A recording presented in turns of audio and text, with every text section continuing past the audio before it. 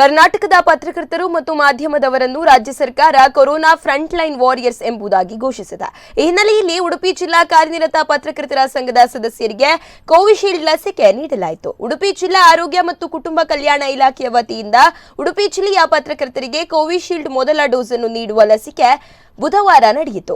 ಉಡುಪಿ ನಗರ, ಕಾರ್ಕಳ, ಕುಂದಾಪುರ, ಬ್ರಹ್ಮಾವರ, ಹೆಬ್ರಿ, ಕಾಪು ಸಹಿತ ಜಿಲ್ಲೆಯ 128 ಜನ ಪತ್ರಕರ್ತರು ಈ ಲಸಿಕೆ ಅಭಿಯಾನದಲ್ಲಿ ಭಾಗವಹಿಸಿ ಲಸಿಕೆ ಪಡೆದುಕೊಂಡರು.